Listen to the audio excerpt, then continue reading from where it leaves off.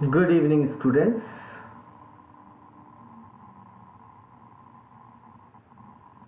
Yesterday we had discussed about some introduction, I can say, introductory part of organic chemistry, basic concepts and technique chapter.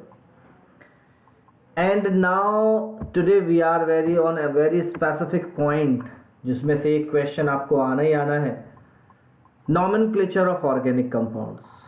एक question इस साल और एक question अगले साल इस पॉइंट पर या इससे रिलेटेड जो नॉमेनक्लेचर पार्ट है उस पर आएगा ही आएगा, राइट।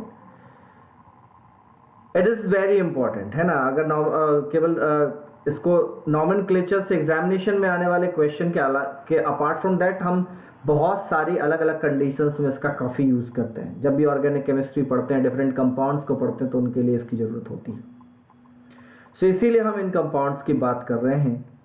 और इन कंपाउंड्स में चलिए आते हैं nomenclature of organic compounds. So why it is nomenclature? नहीं, नॉमेनक्लेचर क्यों नाम नहीं होता है क्या उनका? Actually various compounds in organic chemistry got name from their original or the area जहां से वो मिलते हैं उसके बेस पर उन्हें नाम दिया जाता है। अलग अलग कंडीशंस में सिट्रस फ्रूट से मिलते हैं तो जो है वो सिट्रस फ्रूट से मिलने वाला एसिड को सिट्रिक एसिड कह देते हैं। बटर से मिलने वाले एसिड को ब्यूटायरिक एसिड कह देते हैं। आंट, जो रेड कलर के आंट होते हैं, उन्हें उनसे मिलने, उसको शायद किसी लैंग्वेज में फार्मा या ऐसा कुछ कहते हैं, तो उनसे मिलने वाले एसिड्स को फॉर्मिक एसिड कह देते हैं। तो ऐसे एक नेटिव जो प्लेस होता है उनका, उसके हिसाब से उनका नाम दे दिया जाता है, लेकिन वो वर्ल्ड वाइड एक्सेप्टेबल नहीं होता है। तो नॉमेनक्लेचर पार्ट में हम वर्ल्ड वाइड जो एक्सेप्टेबल होता है ऐसे नाम की बात करते हैं।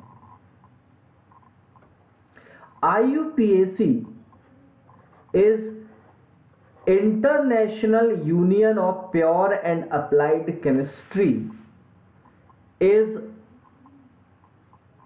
an organization which manage all the changes, rules and regulation in contrast of chemistry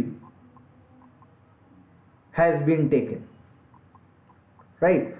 उन सबको मैनेज करने का काम इस ऑर्गेनाइजेशन का होता है। और कहीं ना कहीं वर्ल्ड वाइड यूनिफॉर्मिटी बनाने, केमिस्ट्री को लेकर यूनिफॉर्मिटी बनाने के लिए भी इस ऑर्गेनाइजेशन की रिस्पॉन्सिबिलिटी होती है।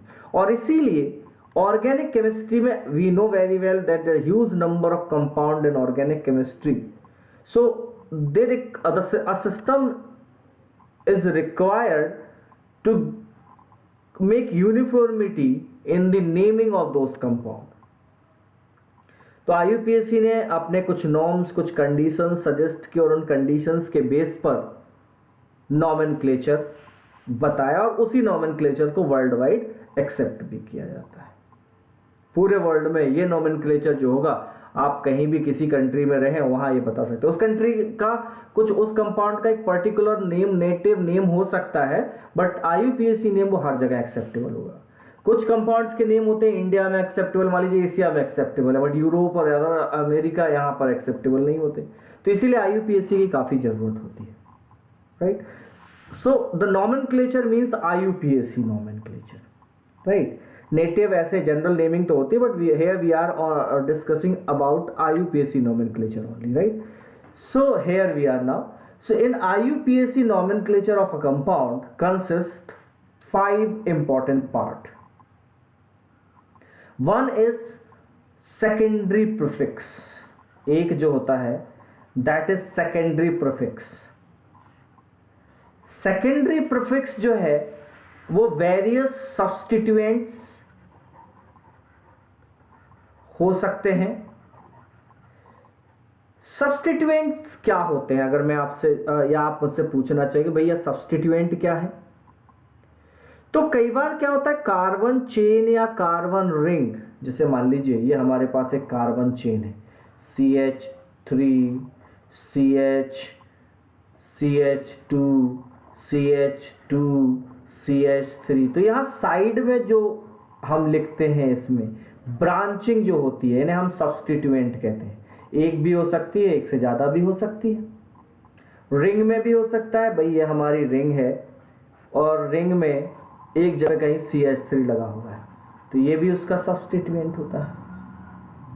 तो सब्स्टिट्यूएंट का नेम जो है वो सेकेंडरी सफिक्स कंसीडर किया जाता है, सेकेंडरी प्रीफिक्स, सब्स्टिट्यूएंट नेम। इसके अलावा और क्या हो सकता है, और कुछ फंक्शनल ग्रुप होते हैं, non preferred functional group, non preferred functional group, मैं इसके बारे में आगे बात करूंगा, लेकिन मैं यहाँ पे फंक्शनल ग्रुप क्या होते हैं भाई। So functional group in organic chemistry I can say functional groups are some groups or heteroatoms which actually control or determine or responsible for the chemical properties of the compound।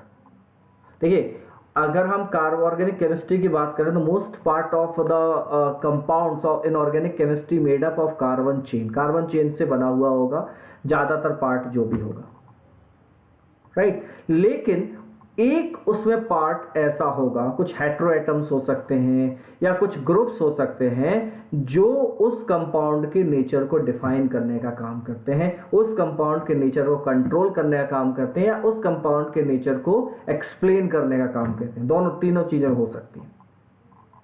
That is considered as functional group.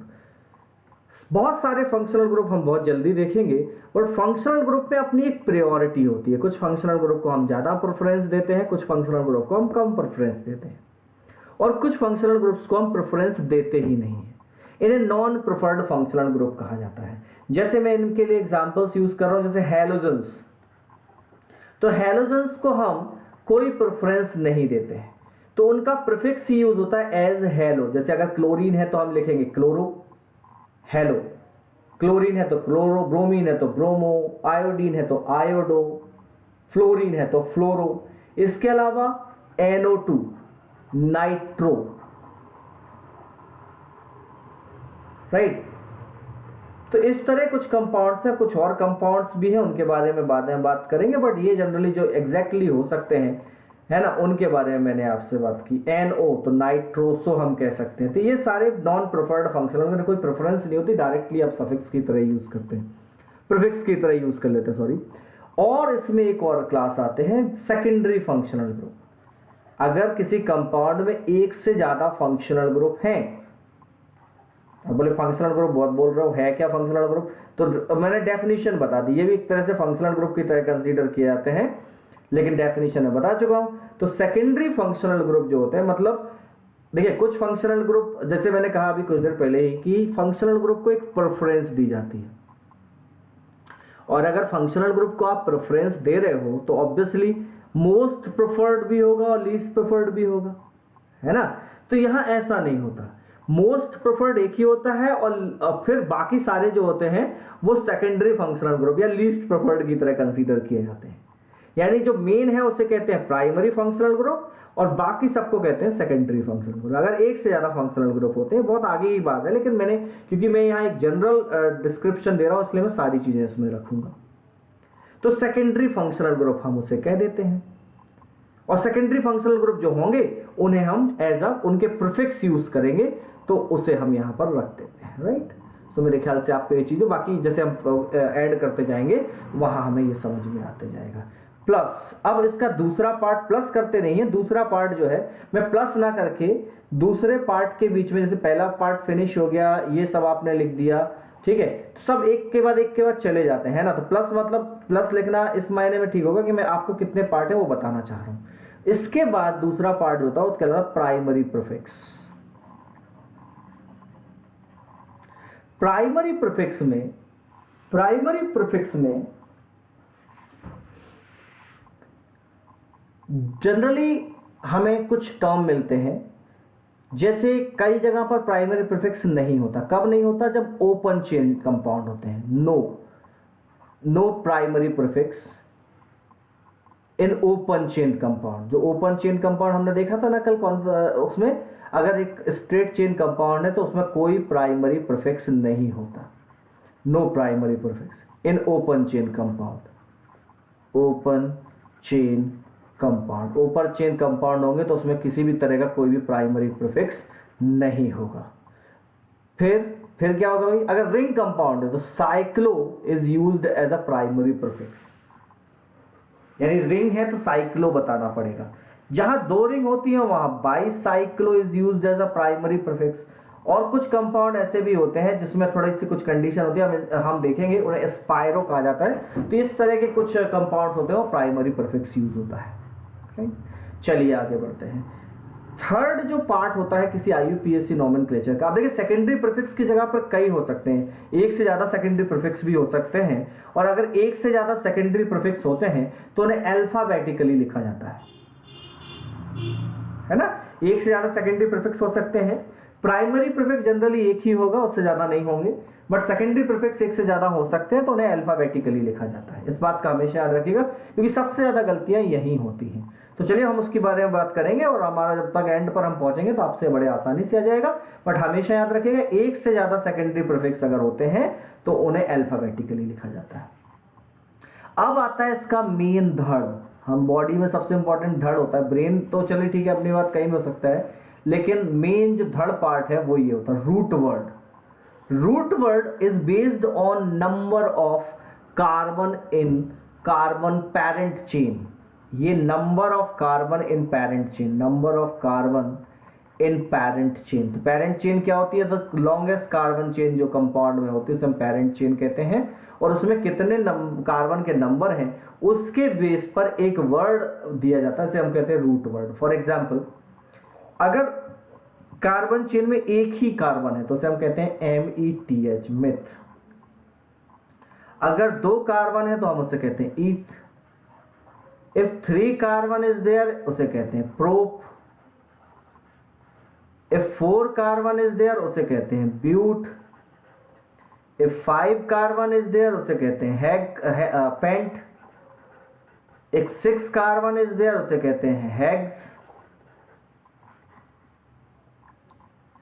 If 7 carbon is there उसे कहते हैं hept.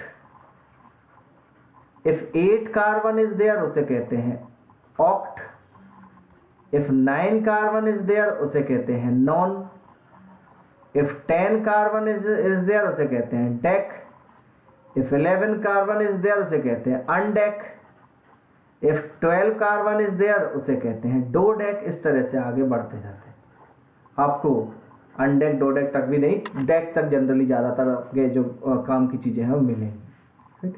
तो carbon number क्या है carbon chain में, जिसके बारे में आप बात कर रहे हैं, मेन कार्बन चेन जो होती है उसमें कार्बन नंबर क्या है उसके बेस पे रूट वर्ड, यानी हमें एक पेरेंट कार्बन चेन चाहिए होती है, वो हमें फाइंड करनी होती है। उसी में सब्स्टिट्यूएंट होते हैं, ठीक है, उसी में फिर प्रीफिक्स सफिक्स यूज होते हैं, प्रीफिक्स यूज होते हैं। बट रूट वर्ड जो होता है उसमें कार्बन चेन के बेस पे हम उसे डिफाइन करते हैं, उसका नाम बताते हैं। अगर 4 है तो हम कहेंगे ब्यूट, 5 है तो हम कहेंगे pent, like this. Root word के बाद आता है प्राइमरी सफिक्स। अब भाई प्राइमरी सफिक्स क्या होता है? प्राइमरी सफिक्स अलग अलग कुछ के लिए कुछ कंडीशंस हैं। अगर मैं ओपन चेन कंपाउंड की बात करूं, ओपन चेन और रिंग कंपाउंड दोनों के लिए लिया जा सकता है, ऐसा कोई प्रॉब्लम नहीं है, दोनों के लिए लिया जा सकता है। ओपन चेन और रिंग कंपाउंड दोनों के लिए लिया जा सकता है। कुछ एक्सेप्शनल केसेस होते हैं, अलग बात है, बट ओपन चेन और रिंग कंपाउंड दोनों के लिए लिया जा सकता है। प्राइमरी सफिक्स में क्या होता है वो ध्यान दीजिएगा। If carbon carbon single bond is there everywhere, या मैं ऐसे कह सकता हूं no carbon carbon double bond, no pi bond, no carbon carbon pi bond, ऐसा कहना सही होगा। No carbon carbon pi bond, no carbon carbon pi bond. अगर कार्बन कार्बन पाई बॉन्ड नहीं है तो प्राइमरी सफिक्स होगा एन, यानी आप रूट वर्ड के बाद सीधे क्या लगा देंगे? Ane. Methane, ethane, propane, butane, pentane, hexane, heptane, octane, nonane, decane, बराबर। फिर एन के बाद सेकेंडरी क्या आ जाएगा भाई? इफ कार्बन कार्बन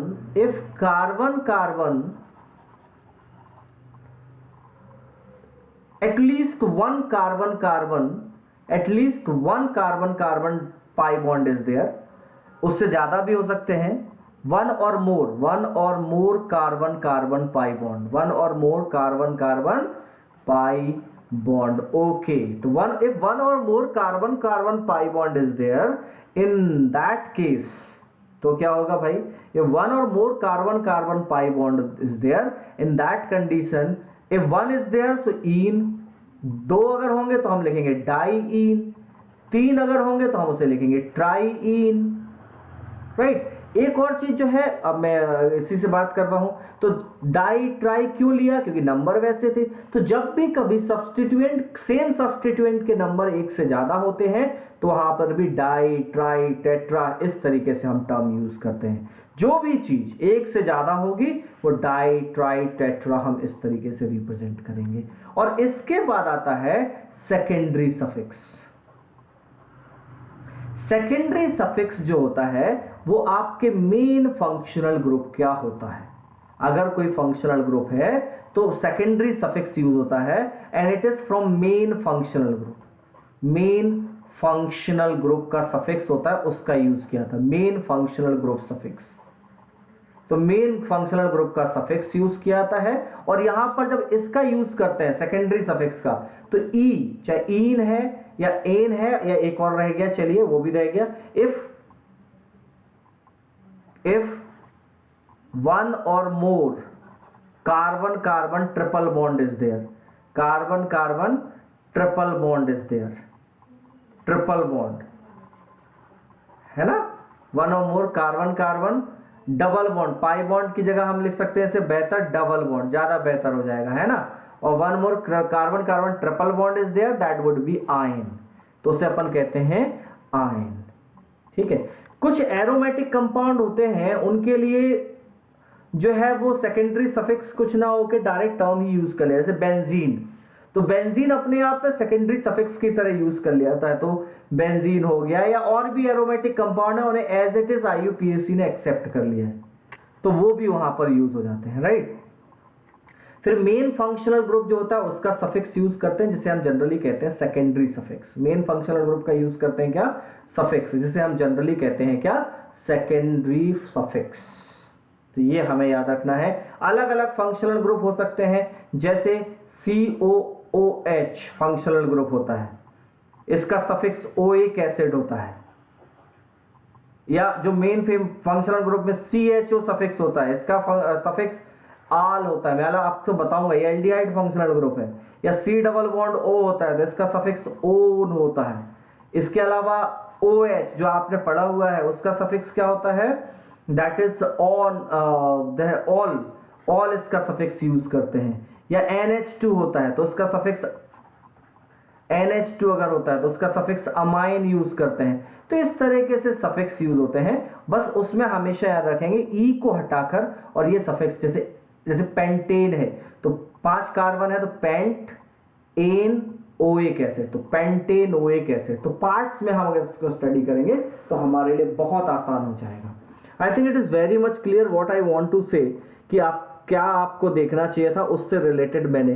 तो किसी आईयूपीएसी नेम में कितने पार्ट होते हैं आईयूपीएसी नेम के, वो मैंने आपको बताया। जब भी कभी आप आईयूपीएसी नेम लिखें तो उसमें इस चीज का ध्यान रखें कि आपको उस कंपाउंड में कितने पार्ट देने हैं या किस किस तरीके से पार्ट होते हैं, that I shared with you, right. Now let we discuss, अगर हम ओवरऑल बात करें, जो हमारे पास कंपाउंड होते हैं फ्रॉम द बिगिनिंग, सबसे पहले कंपाउंड होते हैं एल्केन, एल्कीन और alkyne. Alkane, alkene and alkyne open chain में आपके हाइड्रोकार्बन है। क्या है? Open chain hydrocarbon, open chain hydrocarbon, alkane, alkene and alkyne. इसके बाद आपको और अलग अलग तरह के कंपाउंड मिल सकते हैं, फंक्शनल ग्रुप वाले मिल सकते हैं, जिसमें OH जुड़ा हुआ होता है, या CHO जैसे मैंने बताया, तो ये एल्कोहल हो जाते हैं, है ना, ये एल्डिहाइड हो जाते हैं। ऐसे बहुत अलग अलग तरीके के कंपाउंड हो सकते हैं, ठीक है। एल्केन एल्कीन में साइक्लिक कंपाउंड भी होते हैं, उन्हें साइक्लो एल्केन साइक्लो एल्कीन भी कह सकते हैं, साइक्लो एल्काइन काफी कम देखने को मिलते हैं। तो जनरली ये हाइड्रोकार्बन होते हैं, कार्बन हाइड्रोजन के कंपाउंड, और फिर उसमें एक हाइड्रोजन को हटाकर OH लगा देते हैं, तब हम उसे अल्कोहल कह देते हैं। CHO अगर उसमें जुड़ा होता है तो उसे एल्डिहाइड कह देते हैं। C डबल बॉन्ड O जुड़ा होता है तो उसे कीटोन कह देते हैं। COOH जुड़ जाता है तो उसे हम कार्बोक्सिलिक एसिड कह देते हैं। NH2 जुड़ जाता है तो उसे हम अमाइंस कह देते हैं, राइट। तो यहां पर हम सबसे पहले बात करने वाले हैं नॉमेनक्लेचर ऑफ एल्केन, सबसे basic hydrocarbon, nomenclature of alkene. Before I proceed for nomenclature, remember I said functional group and I also informed about the root word. If the functional group is same and that functional group is same and the secondary primary suffix is same, in that condition, if the primary suffix is same and or the if the primary suffix is same and functional group is same, in that condition, और if हम सारे root word के अगर compound बना दें तो एक series बन जाएगी, मीथेन, इथेन, प्रोपेन, ब्यूटेन, या किसी भी कंडीशन में सबके लिए अगर फंक्शनल ग्रुप सेम है और प्राइमरी सफिक्स सेम है तो एक series of compound is developed. The series of compound consist same functional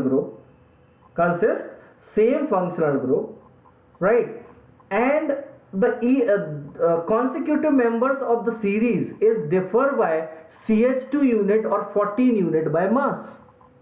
That series is termed as homologous series. उस पूरी सीरीज को हम क्या कहते हैं?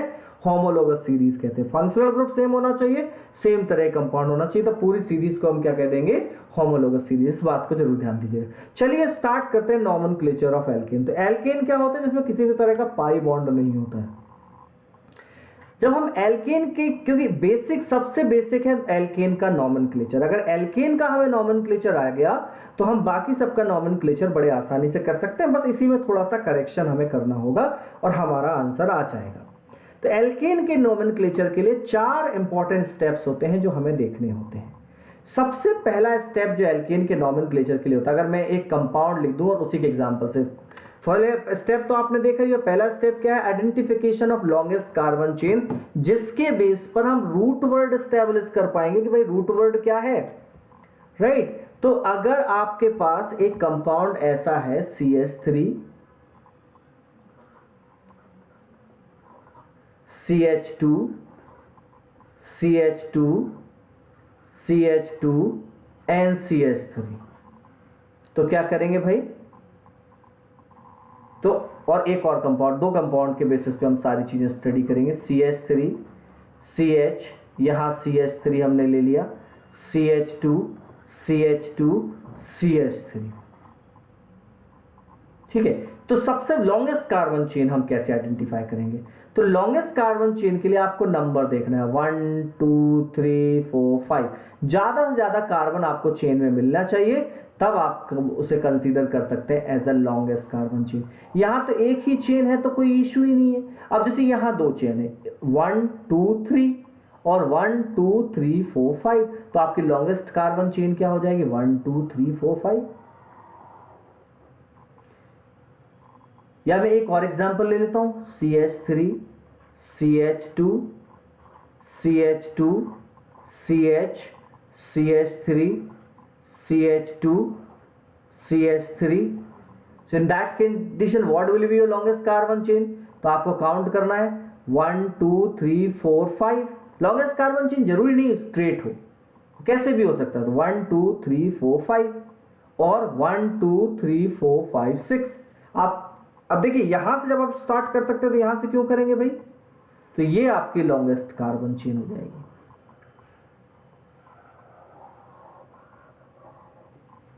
तो ये आपका पहला तरीका हो गया कि आपने लॉन्गेस्ट कार्बन चेन आइडेंटिफिकेशन कर लिया। अब लॉन्गेस्ट कार्बन चेन आइडेंटिफिकेशन के बाद दूसरा जो स्टेप आता है वो होता है numbering of carbon chain. Longest carbon chain identification में कुछ कंडीशंस हम याद रख सकते हैं, समय के साथ साथ मैं वो कंडीशन आपको बताते जाऊंगा, लेकिन अभी हम केवल इन्हीं पॉइंट्स पर जनरल बात करते हैं, ठीक है। और उसके बाद हम उन स्पेसिफिक पॉइंट्स पर भी बात कर लेंगे, ठीक है। सो लॉन्गेस्ट कार्बन चेन में जब हम बात करते हैं तो पहली चीज I think very much clear to you कि लॉन्गेस्ट कार्बन चेन कैसे आइडेंटिफाई करनी है। कभी कभी ऐसा होता है कि लॉन्गेस्ट कार्बन चेन जब आप आइडेंटिफाई करते हैं तो सब्स्टिट्यूएंट्स एक से ज्यादा हो सकते हैं। तो जिस कार्बन चेन में जितने ज्यादा सब्स्टिट्यूएंट होंगे उस कार्बन चेन को लॉन्गेस्ट होनी चाहिए। अगर मान लीजिए दो कार्बन चेन है किसी एक कंपाउंड के अंदर और उसमें लंबाई बराबर है बट एक में सब्स्टिट्यूएंट 1 है और दूसरे में सब्स्टिट्यूएंट 2 है, तो जिसमें जितने ज्यादा सब्स्टिट्यूएंट होते हैं उसे ही हम ज्यादा प्रेफर करते हैं, हमेशा याद रखिएगा। ठीक है, सो ये हमारा सेकंड जो आ गया वो क्या हो गया भाई, लॉन्गेस्ट कार्बन चेन का नंबरिंग की बात करते हैं। अब आपको हर एक कार्बन को एक नंबर देना होगा। अगर इस तरह कंडीशन है तब तो कोई प्रॉब्लम नहीं, कहीं से भी you can start your numbering, no problem. This is 1, this is 2, this is 3, this is 4, this is 5। But if the condition is this or substituent is there, in that condition you need to start numbering from that end, from which the substituent is nearest। उस and से आप numbering start कर सकते हैं जहां substituent सबसे पास में हो। सब्स्टिट्यूएंट का नंबर पास में आना चाहिए, इसे कहते हैं लोएस्ट नंबर रूल। क्या कहते हैं? Lowest number rule. तो लोएस्ट नंबर रूल के हिसाब से अगर हम देखें तो numbering, if you start numbering from here 1 2 3 4 5, अगर हम यहां से numbering start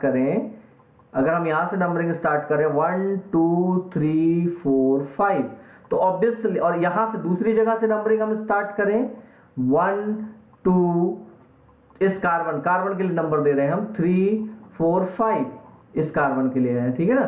so in that condition इस CH3 सब्स्टिट्यूएंट का नंबर मिनिमम कहां से आ रहा है? इधर साइड से, इसीलिए ये वाली नंबरिंग गलत हो जाएगी और ये वाली नंबरिंग सही हो जाएगी। सो 4 कार्बन जो है यहां पर सेकंड आ रहा है, तो इसे कहते हैं lowest number rule. In this case you can start numbering from here or here, but if you start numbering from here you would get 1 2 3 4 5 6। तो जो सब्स्टिट्यूएंट है वो कौन सी पोजीशन में मिल रहा है? 4th पर। और if you start numbering from here 1 2 3 4 5 6, तो इसमें इस सब्स्टिट्यूएंट को नंबर क्या मिल रहा है? 3। तो हम नंबरिंग कहां से स्टार्ट करेंगे? तो ये वाली हमारी गलत हो जाएगी और ये वाली सही है, तो numbering will start from here. Yes और नो? तो इस तरीके से इसे कहते हैं lowest number rule. Right, now let's start. अच्छा, एक एग्जांपल और ले लेते हैं भाई। अगर मान लीजिए सब्स्टिट्यूएंट्स एक से ज्यादा है, उसका एग्जांपल और ले लेते हैं। अगर सब्स्टिट्यूएंट एक से ज्यादा, like CH3 CH2 CH CH3 CH CH3 CH CH3 CH2 CH2 CH2 CH3, right. तो अब हम क्या करेंगे? तो ऐसी सिचुएशन में या हम एक एग्जांपल और लेते हैं, CH3C CH3C, यहाँ H कर देंगे। हाँ, कार्बन की वैलेंसी हमेशा ध्यान रखिएगा, CH3 CH3 CH2 CH3। सो इन केसेस में हम क्या करते हैं कि लोएस्ट सम रूल फॉलो करते हैं। कौन सा रूल फॉलो करते हैं? लोएस्ट सम रूल फॉलो करते हैं। कैसे भाई? आप दोनों तरफ से नंबरिंग कर दीजिए। एक तरफ, अब आपकी लॉन्गेस्ट कार्बन चेन मेरे ख्याल सिलेक्शन में कोई प्रॉब्लम नहीं है भाई। लॉन्गेस्ट कार्बन चेन कौन सी हो जाएगी? बड़े आसानी से पता चल जाएगा, 1 2 3 4 5 6 7 8। तो आपको ये पता चलेगा ये आपकी लॉन्गेस्ट कार्बन चेन है। तो लॉन्गेस्ट कार्बन चेन पे नंबरिंग दोनों तरफ से आप कर लीजिए। सो अगर आप नंबरिंग यहां से स्टार्ट करते हैं तो व्हाट यू गेट? 1, यहां से स्टार्ट करते हैं तो हमें क्या पता चलेगा? 1 2 3 4 5 6 7 और 8। और यहां से अगर हम नंबरिंग करते हैं तो 1 2 3 4 5 6 7 8। अब सब्स्टिट्यूएंट का नंबर देखिए, तो सब्स्टिट्यूएंट का नंबर इस केस में कितना है भाई? इस केस में अगर आप जो है इस केस में देखें तो सब्स्टिट्यूएंट एक 6 पर होगा, प्लस एक 5 पर होगा और प्लस एक 4 पर, तो 6 5 11 और 4 15, तो ये 15 हो जाएगा। और अगर हमने जो इसमें नंबरिंग की तो इसमें सब्स्टिट्यूएंट क्या होगा? इसमें देखें तो ये हो जाएगा आपका एक 3 पर होगा, एक 4 पर होगा और एक 5 पर होगा, तो 4 5 9 3 12।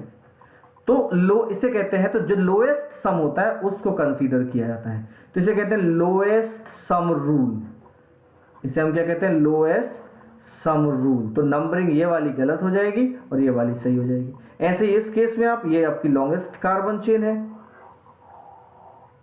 नंबरिंग आप यहां से कर सकते हैं 1 2 3 4 5, यहां से करेंगे तो गड़बड़ आ जाएगा, आप चाहे तो चेक कर लीजिएगा वैसे जैसा मैंने बताया। तो इस तरीके से आपने सब में नंबरिंग कर दे। नंबरिंग इज वेरी इंपॉर्टेंट, एक बार नंबरिंग हो गया तो फिर कुछ बचता नहीं है, ठीक है। अब हमारे पास आ जाता है थर्ड स्टेप हमारे पास आता है, और थर्ड स्टेप में आता है नेमिंग ऑफ सब्स्टिट्यूएंट। तो नेमिंग ऑफ सब्स्टिट्यूएंट, जो भी सब्स्टिट्यूएंट है उनकी नेमिंग करनी है, तो इसमें तो कोई सब्स्टिट्यूएंट है ही नहीं, इसमें है। अब इस सब्स्टिट्यूएंट का नेम कैसे देंगे? तो सब्स्टिट्यूएंट की नेमिंग के लिए ध्यान दीजिएगा, जब आप सब्स्टिट्यूएंट की नेमिंग करते हैं, naming of substituent, naming of substituent, तो सब्स्टिट्यूएंट में जैसे अगर आपको लगता है कि जैसे मीथेन अगर है और मीथेन से एक हाइड्रोजन आपने कम कर दिया, तो उसे हम कहते हैं एक, इसे क्या लिखेंगे? मीथेन। और मीथेन एक कार्बन और एन, तो इसमें से एक हाइड्रोजन कम करके अगर वो सब्स्टिट्यूएंट फॉर्म में है तो वो क्या बचेगा? हाइड्रोजन हटाकर कुछ भी एक्स्ट्रा जोड़ा हुआ है, यानी CH3 और H, ऐसा अगर है तो इसे हम लिखते हैं मिथाइल, यानी जो भी रूट वर्ड है उसमें YL जोड़ देते हैं, मिथाइल। 2 कार्बन है तो इथाइल, 3 कार्बन है तो प्रोपाइल।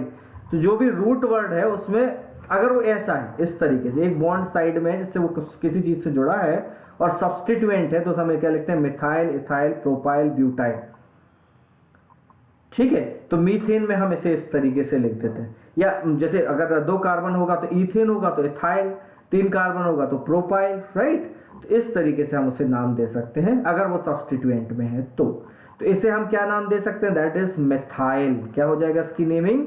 मिथाइल। अब हमेशा याद रखिए, जब भी आप IUPAC नेमिंग करते हैं तो जो भी सब्स्टिट्यूएंट होता है उसकी पोजीशन आपको जरूर मेंशन करनी है, किस कार्बन पे जुड़ा हो। जैसे ये किस कार्बन पे जुड़ा है? सेकंड कार्बन पे, तो इसे हम लिखेंगे 2 मिथाइल, और स्पेस नहीं होगा, है ना अभी, तो 2 मिथाइल हो गया। चलिए इसमें देखते हैं भाई, इसमें क्या है? 1 2 3 थर्ड पोजीशन पे, तो ये हो जाएगा 3 इथाइल। क्या हो जाएगा? 3 सॉरी इथाइल नहीं, मिथाइल। क्या हो जाएगा? 3 मिथाइल।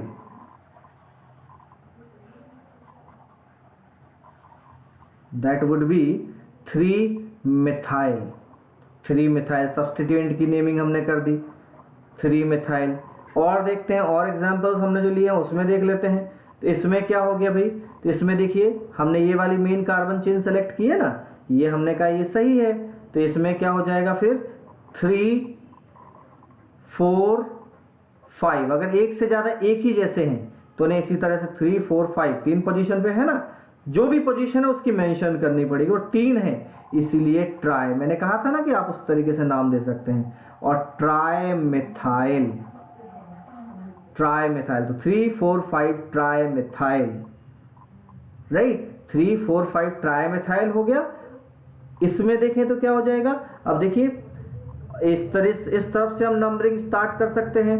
लोएस्ट सम रूल अगर हम देखें तो इस तरफ से नंबरिंग हम स्टार्ट कर सकते हैं। तो इसके लिए क्या हो जाएगा? 2 3 3 ट्राई मिथाइल, 3 है ना, तो क्या हो जाएगा? 2 3 3 ट्राई मिथाइल।